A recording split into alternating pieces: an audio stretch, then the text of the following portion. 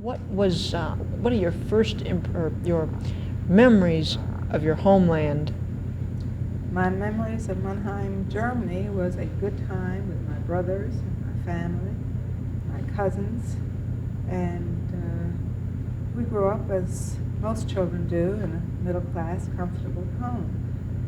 I was, I think about 8 years old when I first encountered any kind of anti-Semitism, and that was when some children threw rocks at me on the street and called me a dirty Jew. That hurt me, but I never put that kind of importance on it because incidences we'd heard about from other people as well. So this was just one of many things that I had heard about, and this one was the first time I had really experienced them. I went to a public school, and we had to leave that and go to a strictly Jewish school, which again didn't bother me because I was surrounded by people I knew, and my education continued as it always did. And this was between 1937 and 1938. In 1936, I had two older brothers. In 1936, my older brother left for America. My parents at that time recognized that things weren't going the way they should be to have a future in Germany. So that the older of my two brothers left in 1936 for America to establish himself. And the younger of the two, who was at that time 16, he left the following year, in 1937. And then in 1938, my parents and I left this group.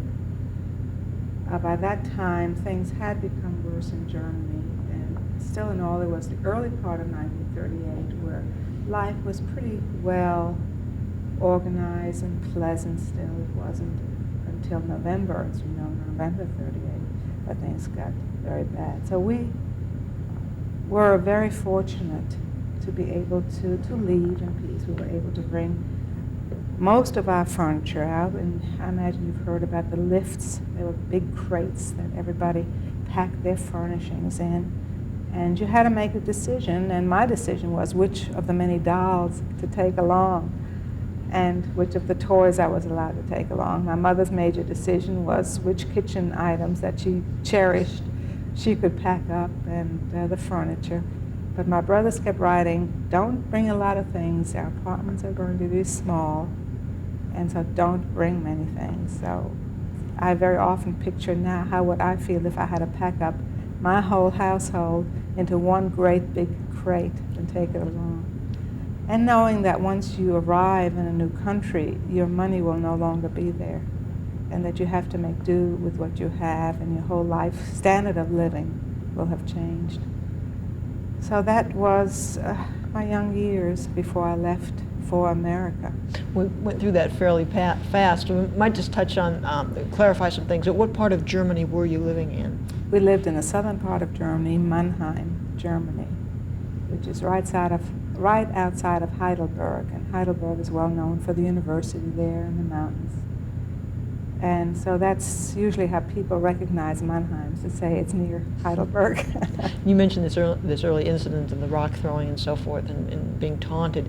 Were you one of the few Jews in the community? Oh no, I don't really know how many Jews Mannheim had, but there were 3 different synagogues, and there was a good-sized community there.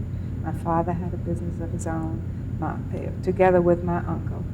And there are a lot of Jews there who had businesses and who were bankers and who had very good careers going for them. What about your education at that point? I was in the 2nd grade at that period, or 3rd grade, 9 years old. I guess I was in the 3rd grade. But you learn the basic elemental things. You went to Hebrew school 1 day a week, and you learned the things that every child learns all over the world. Now, how did your parents explain to you what was happening? Because at 9 years old, what you were able to comprehend, and of course what they understood themselves at that point was probably very limited. Well, that's true. But I think that was the conversation of most Jewish families at that time, that something was happening. I think the major impetus that made people leave was that they could no longer hold jobs. There was no employment for Jews. So that was a significant thing at the time. That the Jew livelihood was cut off. My father couldn't conduct his business any longer because non-Jews would not do business with him. So when that's a pretty strong message that you get. How they told me, I do not really remember what it was that they told me, or whether I just got it by osmosis that we were leaving. Were your feelings at that time that this was just part of life, or did you ever question, well, why is this happening to us?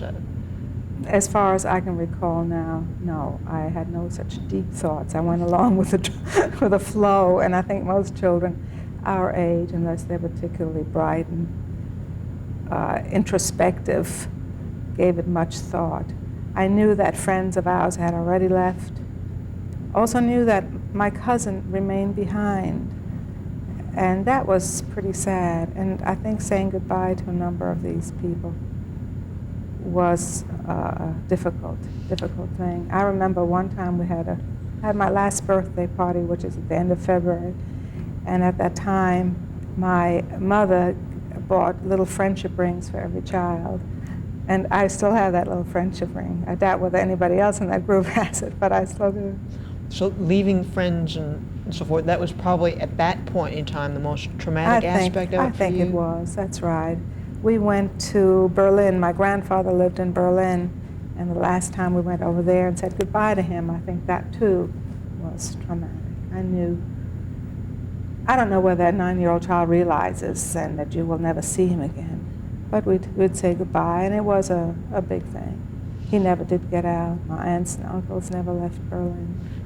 It's a natural thing for parents to want to protect their children from personal fears and so forth.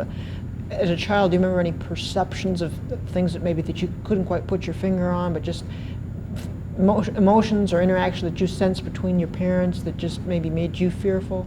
No, I don't remember anything like that at all. So you just kind of went along with the flow? I went along with the flow. Perhaps I just didn't have the brains to realize this. But I look at 9-year-old children now. I don't believe at 9 that you are capable of realizing the immensity or even sensing those things. And if you do, I don't even know whether you would remember that. Well, now when you were told that you were going to be leaving your country, how did your parents, did they try to put a good face on it and make it seem like a positive experience for you? Yes, that's right. That we no longer were able to live here in the way we want to live, and we're going to a bigger and better thing. And at that time, our brothers had already left, you see. So I knew I would see them again, and that made it all right. So because your brothers had left, there was never any question, but that you would be following to America as opposed to some other destination. That's right. That's right. Now, how did they happen to pick America? I think that was the thing that most German Jews wanted to do, is emigrate to America. I think the culture was very similar. Everything that you read and heard about America was a very positive thing. Jews in the past have emigrated to America. And we were fortunate enough, we had people to sponsor us. There was family in America. I'm sure you know that you had to have a sponsor to enable you to leave the country. So that was a determining factor. We had a quota number. Again, I'm sure you know about quota numbers. We got that, and we were able to leave. So everything was right. You know, I had an uncle who had to emigrate to South Africa. Uncle who lived in Berlin, he was fortunate enough to get a quota number to leave for South Africa. And that wasn't the most pleasant experience, but he managed. He had a small daughter and his wife, and they lived down there in northern Rhodesia. And the adjustment from Berlin, Germany, to northern Rhodesia must have been terribly hard. I've seen my cousin once since then, and she married and moved further south to Queenstown. You mentioned having to have a sponsor and so forth. Was there a great deal of difficulty getting the papers? I don't believe so, no. I think that once my brothers had come over and the family connection had been made, there were many Americans whose families originated in Germany who were very nice and sponsored a lot of people. Not that they had any responsibility once the Germans came over here, but nevertheless, they had to be willing to take care of these families in case they did not have the means to take care of themselves. Sure. So that was the major hurdle, you see. What about the contact between you and your brothers after they had been over here and before you had left? Was that non-existent? Were you able to correspond, or was there any sort of... Yes. It wasn't until the war that the correspondence was broken off. See, we were at peace at that time when we left, so yeah, we were able to correspond with them. Now, you were brought over by the May family, members of the May family? No. The family who brought us over, as my husband's family, were brought over by the May family. We were brought over by family in Wimpheimer. My father's family was connected with the Wimpheimers who lived in New York. And they sponsored a lot of German Jews over here. Now, did the invitation come from them to you, or did your family seek them out as sponsors? Or? I don't really know that. I would imagine that initially we contacted them. I would think so.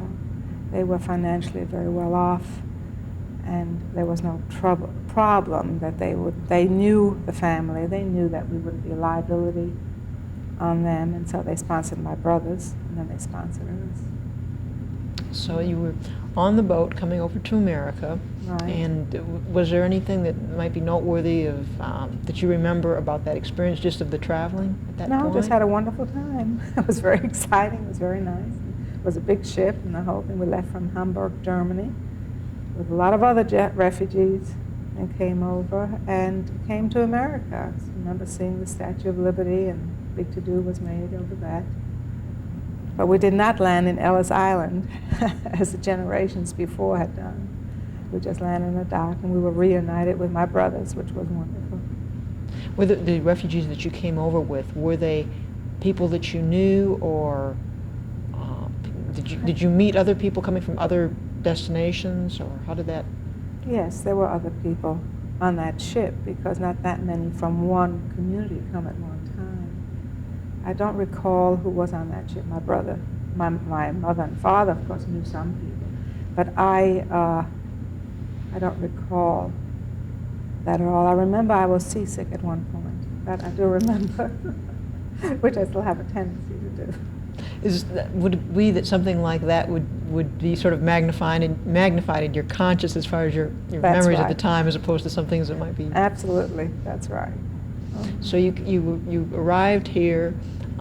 Where did you settle once arriving in this country? Well, at first, another uncle and aunt who had also come from Mannheim a year before. We stayed with them for a couple of days until we found an apartment. And we lived in Washington Heights, which is on 163rd Street and Riverside Drive. It was a very nice area. And we moved into a 2-bedroom apartment with a kitchen and a living room and an entrance hall. And my 2 brothers and myself and my parents moved into that apartment. Most German refugees did that. You just had small quarters. And one of the items that everyone was told to purchase before leaving Germany were couches, sleeping couches. And they were made, I believe, specifically for this purpose, that you would be able to put your bedding underneath the cushions. It would lift up, and underneath those cushions was the bedding. So that there were 2 couches like that in the living room. And every night, my brothers would have to make up their beds. And every morning, they would have to fold their linens and put them in that part of the couch again. And this, I imagine, you could multiply by the hundreds of how many refugee people had to do that. So you had a nice standard of living, a nice comfort level at that Very point. comfortable standard of living, I must say that. And that's why I never felt the hard times that so many people did, because I think it was because I was young. Now my parents cut their standard of living considerably. My brothers both went to work, even though my younger brother was 16, and helped support the family. Okay. My father at that time never did work anymore. Because? He was already in his middle 50s. And my brothers insisted he should not seek work work was hard to find with the influx of so many refugees. And so that my brother said, don't worry, we will take care of the family. And that's what they did. How were they employed? The older of the two, Gerhard, he was employed in, I think, in a paper manufacturing plant or something at the time. And my younger brother, I don't recall, he had a number of jobs, but I think he was working for a florist one time. And jobs that were difficult to find. And you worked wherever you could find one. And you were in school? I went to school, and as I said, I was 9 years old, but they put me into the second grade, which was demoralizing for me. After all, I was taller and bigger than other kids. But since I did not know the language, they felt it was better for me to start at a lower level. And one thing stands out in my mind, and how silly some of these things do stand out. I couldn't speak a word of English, and there was a child sitting in front of me who kept stealing my pencils. And I couldn't say anything. I knew the child was doing that, but I didn't have the ability to communicate what was happening. So I let it ride. Isn't that silly? But to think that's one thing I do remember. All the important things I forget. But being a public school and everything, the quality of the education was... It was all right. It was good. New York had pretty good schools. How about your Jewish education or activities? That went to a blinding halt in my family. Whatever Jewishness I learned from our background and what happened in our home. At the time, we observed the holidays as they were. But my father lost all feeling for religion after we left. He said, this can't happen and still have God. He just wouldn't. And because of that, he never sent me to synagogue. He never sent me to religious school, which was all right with me because, I was happy not to have to go to those places. But in retrospect, it wasn't right. Well, then your circle of friends were fellow refugees? Right. That's right, the circle of friends, because in the neighborhood where we lived, all the German refugees moved to. And because of that, the non-Jewish refugees, the people who came a generation earlier, they moved out. And that's the way it happens anyway. So we were surrounded by people of very similar backgrounds, which was wonderful. That made the adjustment much easier. Now, your father's attitudes were somewhat atypical of most of the community. I think so, because friends of mine did go to the synagogue and did attend Sunday school. But he just felt very strongly about that, and I wouldn't say that my father became an atheist because he had learned all these things and he knew what to do, but it wasn't important to him anymore. Possibly an agnostic? Agnostic, that's right. But now, you had a choice at that point about who your role models would be. Did your feelings, you probably didn't realize what your father was reacting to, so it was probably a little difficult for you to identify, but by the same token, not having that role model as such, did you find that your interest drifted toward as far as Judaism, drifted toward did you absorb the culture that around you, or how did you? No, I just, we had a Jewish home and I had Jewish friends, so whatever I did, I still remained a Jew, and I knew what to do on the holidays. We still had our Passover, and we still had the Rosh Hashanah and the Yom Kippur and those things, but I did not have an actual education. I never learned Hebrew. I never went to school. That's the one thing that I really missed, that I never had that experience. But we were Jews, and I knew I was a Jew. Other people let you know you're a Jew, no matter if you want to be one or not, but I'm very proud to be one. Anytime little kid is left out of something, though, they feel a little bit, I didn't feel as I was left out. Don't get that impression. I imagine there were other children in the same situation. One of the things, too, I think, had my father felt strongly about joining a synagogue, he would have struggled to get me in there. But he really didn't believe. And but I did go with friends to synagogue once in a while. I knew the rabbi. In fact, one of our peers became the rabbi of the synagogue. He still is the rabbi of that synagogue in the neighborhood, who also came over at the same time. What was your first awareness after having arrived here as to what was happening, what you had left behind, and what was still going on once you'd come over here? Were you in your early teens at that point, or? Well, I think you knew what was going on. Slowly, you felt it. I think when you're 10, 11 years old or so, and everybody's coming over here, you realize, that's what you're asking me, what the Hitler period meant. Of course, nobody really knew the extent of the Holocaust and what was going on until during the war and even after the war. But there were questions being asked even within this country to Roosevelt, and he supposedly, said that winning the war was the first priority, and everything else would have to. That's right. Well, I wasn't. I realize you didn't. No, I didn't get that involved at that age. I did know that I had uncles and aunts left over there who never came out. One aunt survived in Berlin. She had been married to a nice man who was not Jewish, and he hid her the whole time in Berlin, so that after the war, a cousin's husband found her. But there were other aunts and uncles, and my mother's other sister and her husband and her brother, who went to work one day and never came back. That's how they left. We never heard from them at all. So knowing that people were left over there and not hearing from them, I was aware of that. But it wasn't until after the war that you realized that some had survived and some had not. Now, your teenage years were pretty normal, I guess. The next stage, of course, I guess, was getting married. Tell a little bit about meeting your husband. That's kind of an interesting story. Yes, it is an interesting story. We had been invited, my whole family had been invited to a wedding in New York at the Hotel New Yorker. And as typical young people, you really don't want to. All right. Okay, I think we were going to pick up at the period where you had met your husband. Well, we were both born in the same city. We were both born in Mannheim, Germany.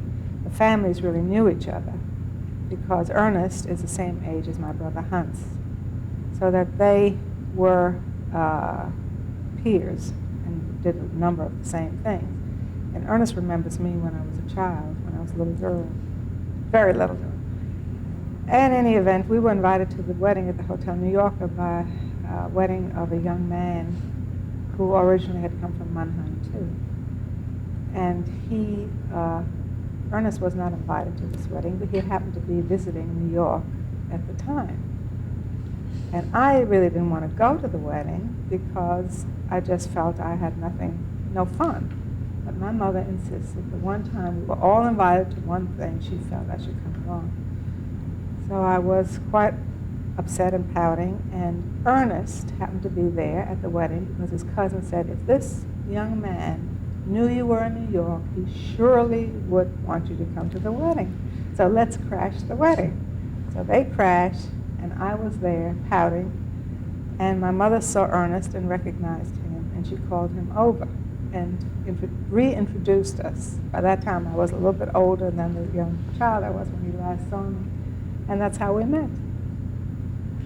And since then, we've been going pretty strong, 41 years later.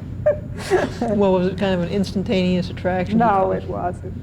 No, he took me over to the bar, and he said, let's have a drink, because he knew I was upset. And so the next day he called me. He felt that maybe we had imbibed too much, which was not the case. But he needed a blind date for somebody else, so he called me. As it turned out, we sort of got together at that time, the second date. And a year later, we got married. That's how we met. What did you learn about his experiences growing up Jewish?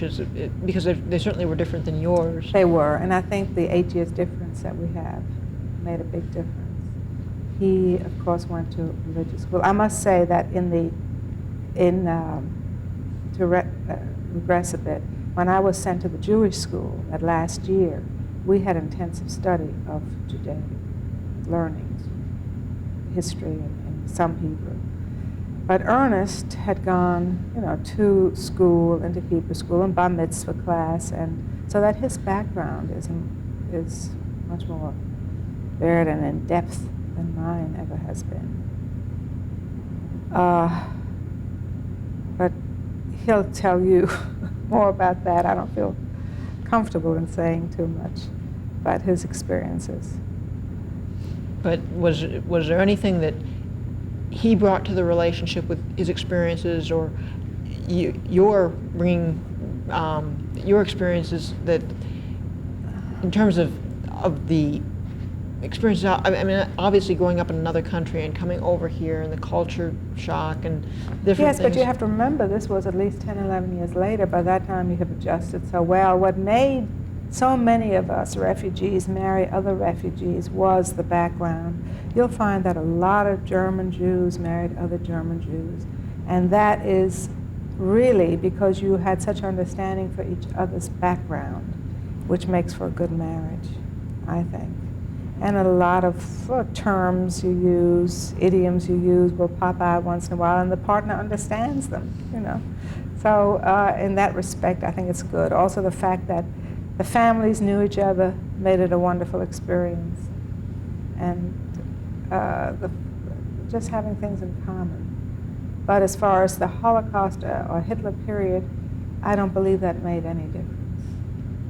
How about in terms of the raising of your children, their religious education, and also the observances that you practice? You mentioned that you never, the holidays were always important, but... Well, we certainly have a Jewish home where we educated our children in the traditional ways. We belong to the temple. We sent to Sunday school and confirmation and bat mitzvah, and Pam and Joan, both of our children, have had a good background in Judaism because we feel that it is important.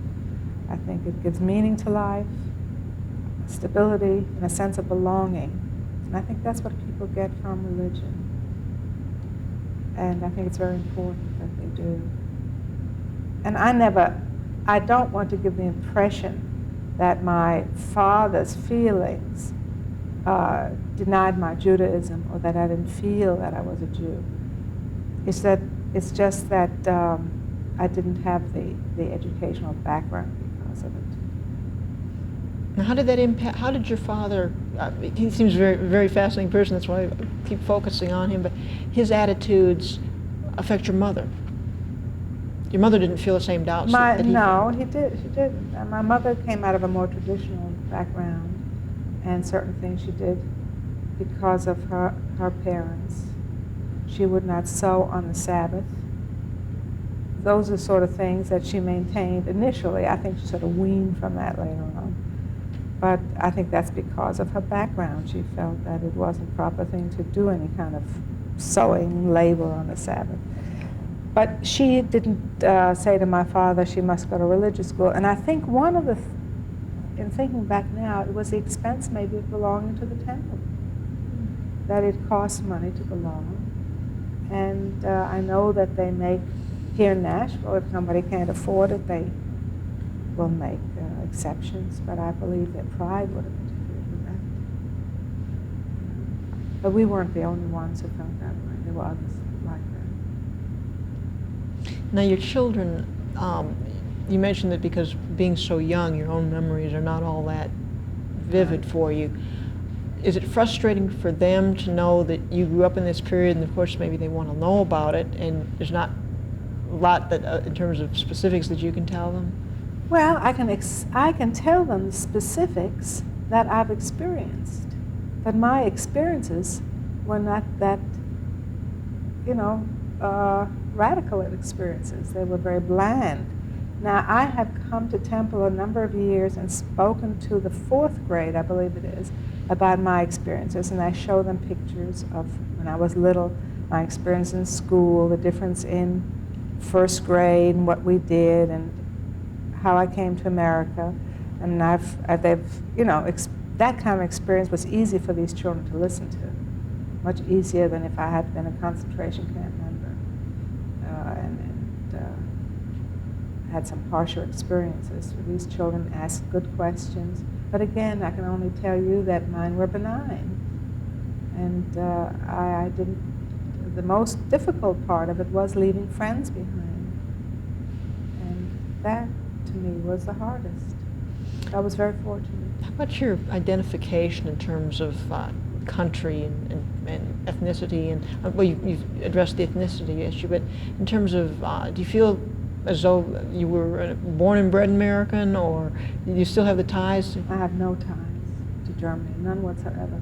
We've been back a number of times, and my husband always felt drawn to going back to Mannheim. I could have cared less about going back, but I can see where he wanted to visit the cemetery. He wanted to visit the cemetery in Frankfurt where his father was buried, and I have understanding for that, and I certainly went along with him.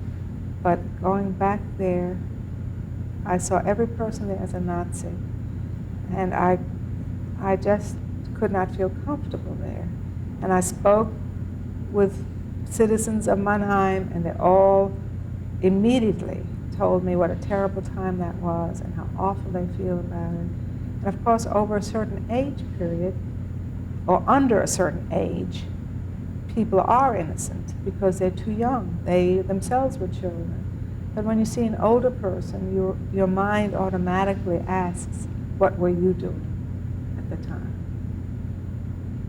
And I don't know if things were reversed, if I had not been a Jew living in Mannheim, would I have been benign and laid back and let things happen? Or would I have spoken up?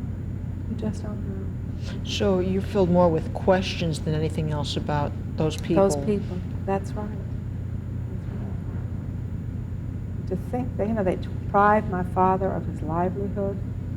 They broke families where they're in all parts of the world.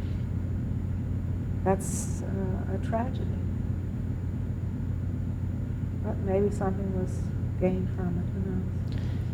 Well, today we're further removed, we're 50 years removed in some cases from that period in time, and a lot of people are talking about now that it's a whole new world. The reunification of Germany is a potential reality.